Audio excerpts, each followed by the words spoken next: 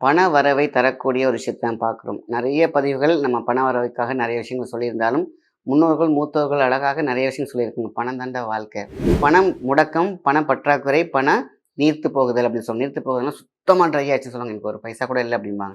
அதாவது பணத்தை விட குன்றாத செல்வம் எதுன்னு கேட்டிங்கனாக்கா, நம்மளுடைய ஆரோக்கியம். நம்ம அதில போடக்கூடிய அந்த பொருள் இருக்கு பார்த்தீங்களா? அதுதான் ரொம்ப முக்கியம். ஸோ அதனால தான் நம்ம முன்னோர்கள்லாம் என்ன பண்ணுவாங்க, சரி பார்த்து இந்த நிலைமையில, இந்த காலங்கள்ல இதெல்லாம் செஞ்சாக்க நல்லாயிருக்கும். மிகப்பெரிய ஒரு சக்தியாக இருப்பது பரிகாரம் மட்டும்தான். அதனால பரிகாரம் என்ன செஞ்சிருங்க மட்டும் நினைச்சிடாதீங்க. சரணாகதியோடு நம்ம முன்னோர்கள் சொன்ன அந்த பரிகாரங்களை ரொம்ப செலவே கிடையாது இதெல்லாம். வேலும் மயிலும் துணை.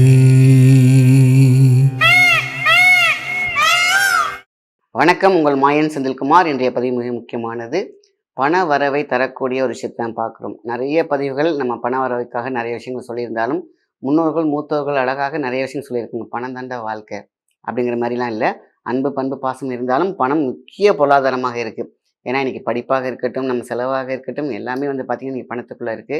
ஸோ அதிக தேவை இல்லாட்டினாலும், அந்தந்த தேவைகளுக்கு தேவையான பணம் நம்ம வீட்ல இருந்துச்சுன்னா ரொம்ப சந்தோஷம் தான் படுவாங்க. ஸோ பணம் முடக்கம், பண பற்றாக்குறை, பண நீர்த்து போகுதல் அப்படின்னு சொல்லி நீர்த்து போகுதல்னா சுத்தமா ட்ரை ஆச்சுன்னு சொல்லுவாங்க. "எனக்கு ஒரு பைசா கூட இல்ல" அப்படிம்பாங்க. அந்த மாரியான வார்த்தை இனிமேல் இருக்கக்கூடாதுங்கிறதுக்காக தான் இந்த பதிவு. ஏன் அப்படி கேட்டீங்கன்னா, பணம் என்றால் செலவுக்கு வரும். செலவு வந்தா வீட்ல ஆட்டோமேட்டிக்கா இந்த ரொட்டேஷன் வரணும். ஸோ பணம் தங்க வேண்டும். தங்க வேண்டும் என்பதாகவே தங்கத்திற்கு தங்கம் என்று பெயர். ஸோ அப்போ தங்கமும் தங்க வேண்டும், பணமும் பெருக வேண்டும், ஐஸ்வர்யமும் பெருக வேண்டும். அதே மாரி உடல் ஆரோக்கியமும் குன்றாமல் ஒளி வீச தொடங்க வேண்டும். இதுதான் முக்கியம். அதாவது பணத்தை விட குன்றாத செல்வம் எதுன்னு கேட்டிங்கனாக்கா, நம்மளுடைய ஆரோக்கியம். ஆரோக்கியமும் கிடைக்கணும்.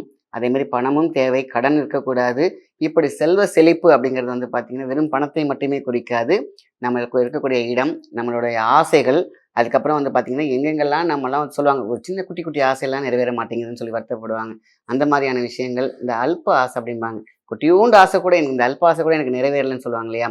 அதுக்கு எல்லாத்துக்கும் நம்ம ஒரு அற்புதமான ஒரு விஷயத்த குடுக்க போறோம். விளக்கேற்றும் முறை. அதான் அகல் விளக்கு, அகவிளக்கு 2ஆக சேர்ந்தார்கள். 2மே சேர்ந்துச்சுன்னா ஒரு எக்ஸ்ட்ரீம் பவர் பாயிண்ட்ன்னு அடிக்கடி நான் சொல்லுவேன்.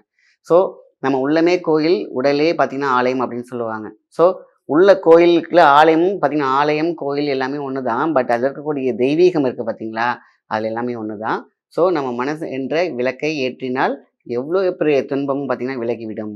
ஸோ விளக்கேற்றி வெள்ளிக்கிழமை செய்யக்கூடிய ஒரு அற்புதமான விளக்கேற்றும் முறை தான் இன்னைக்கு பார்க்க போறோம். அந்த விளக்குல நம்ம ஊத்தக்கூடிய ஒரு எண்ணெய், 2 பொடி. அது ஒண்ணு தான் சீரகம் பொடி. அகத்தை சீர் செய்வதால் சீரகப் பொடி.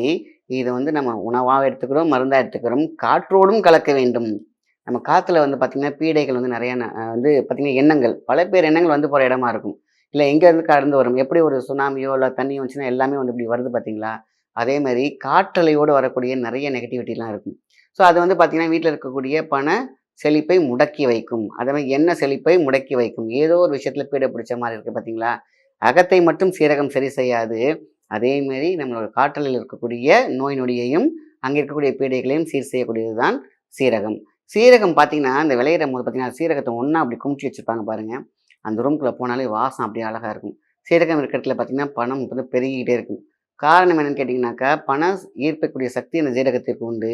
நோய் தீர்ப்பதற்கான சக்தி வந்து அந்த ஜீரகத்தில் உண்டு. அதனால ஜீரக பொடி ஒண்ணு அரைச்சு வச்சுக்கோங்க. அது ரொம்ப ரொம்ப முக்கியம். வெட்டி வேர் பவுடர் நாட்டு மருந்து கடையில கிடைக்குது. அதையும் பவுடர் வாங்கி வச்சுக்கோங்க. அது 2 பவுடர் ரொம்ப முக்கியம். சந்தனாதி தைலம் அப்படின்னு சந்தனம்னாலே வாசம் அப்படியே மிகுந்து இருக்கும். அப்போ நாட்டு மருந்து கடையில சந்தனாதி தைலம் வாங்கிக்கோங்க. ஸோ, இப்ப நீங்க வீட்ல ஏத்த போறீங்க இந்த விளக்கு இருக்கு இல்லையா? வெள்ளிக்கிழமை ஏத்தும்போது மட்டும், நீங்க காலையில ஏத்துனாலும் சரி, மாலையில ஏத்துனாலும் சரி, 1 ஸ்பூன் சந்தனாதி தைலம் மட்டும் ஊத்திருங்க. ஒரு 2 சிட்டிகை இல்லாட்டினா 3 சிட்டிகை என்ன பார்த்தீங்கன்னாக்கா, வெட்டி வேர் பொடி. அதேமாரி பார்த்தீங்கன்னாக்கா, சீரகப் பொடி. அவ்வளோதான். இதுதான் நம்ம விளக்கேத்திக்க போறோம். அது வந்து நல்லெண்ணெயா இருக்கலாம், தேங்காய் எண்ணெயா இருக்கலாம், ஐந்தெண்ணெயா இருக்கலாம். எண்ணெய பத்தி கவலையே கிடையாது. நம்ம அதில போடக்கூடிய அந்த பொருள் இருக்கு பார்த்தீங்களா? அதுதான் ரொம்ப முக்கியம். அகத்தை சீர் செய்யும் சந்தனாதி தைலம் காற்றில் இருக்கக்கூடிய எப்பேர்ப்பட்ட நச்சுத்தன்மைகளையும் ஒழிக்கக்கூடிய சக்தி சந்தனாதி தைலத்திற்கு உண்டு. ஆக வெட்டி வேர் வெற்றியை மட்டுமே தரும். அதனால வெட்டி வேர். சரிங்களா? ஸோ இதெல்லாம் சரணாகதியோடு ஏற்றினர்கள் செஞ்சீங்கன்னு கேட்டீங்கன்னா, அது வெற்றி வேர். இல்ல நான் கடமைக்கு செய்றேன்னு கேட்டீங்கன்னா, அது வெறும் வெட்டி வேர் தான்.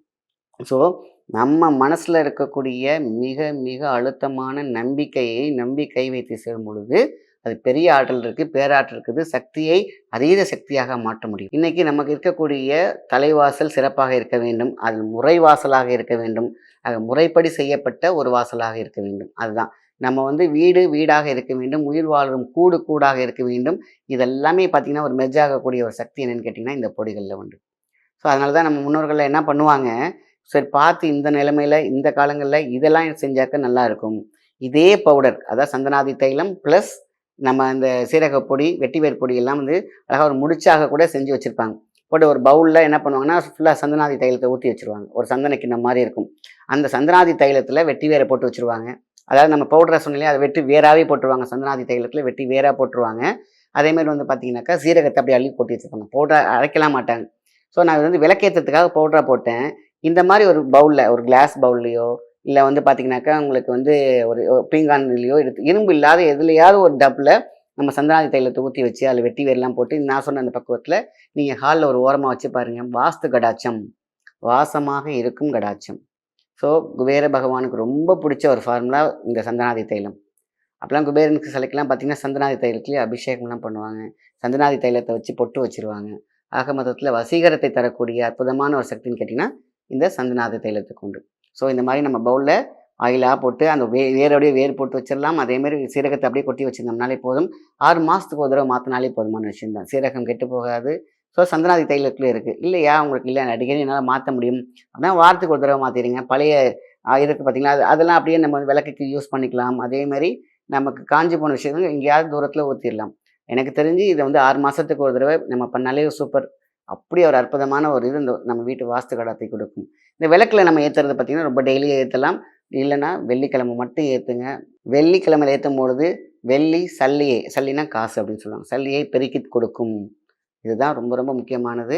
ஸோ இந்த மாதிரியான நெறைய டிப்ஸ் வருங்காலத்தில் வந்து கொண்டே இருக்கும். முன்னோர்கள் பயன்படுத்திய கைக்கண்ட ரகசியங்கள், பரிகாரங்கள் இது எல்லாமே ரொம்ப ரொம்ப முக்கியம். என்னைக்குமே வாழ்க்கையில உழைப்பு முக்கியம். உழைப்போடு சேர்ந்த அவங்களுடைய பூஸ்டர்ஸ் அதாவது தாங்கி விழும்பொழுது, தடுக்கி விழும்பொழுது ஒரு மிகப்பெரிய ஒரு தூண்டுதல் வேண்டும். நம்ம எப்பயாவது சோர்ந்து விழும்போது தண்ணி தெளிச்சு எழுப்பி ஓடுறான்னு சொல்லி ஒரு கைடன்ஸ் ஒரு குரு தேவைப்படுறாங்க. ஸோ குருமார்கள் சொன்ன பரிகாரங்கள பத்தி தான் இன்னைக்கு நம்ம பேசிட்டு இருக்கோம். என்னைக்குமே நம்ம உந்துதலுக்கு ஓடும்பொழுது மிகப்பெரிய ஒரு சக்தியாக இருப்பது பரிகாரம் மட்டும்தான். அதனால பரிகாரம் என்ன செஞ்சிருங்க மட்டும் நினைச்சிடாதீங்க. சரணாகதியோடு நம்ம முன்னோர்கள் சொன்ன அந்த பரிகாரங்களை ரொம்ப செலவே கிடையாது இதெல்லாம். நீங்க நினைக்கிற மாரி ஒரு பெரிய அளவுல லட்சக்கணக்கில செஞ்சிட போறது கிடையாது. குட்டி குட்டியா பார்த்தீங்கன்னா 100, 50 இதுக்குள்ள தான் இதனுடைய வேலையே முடியும்.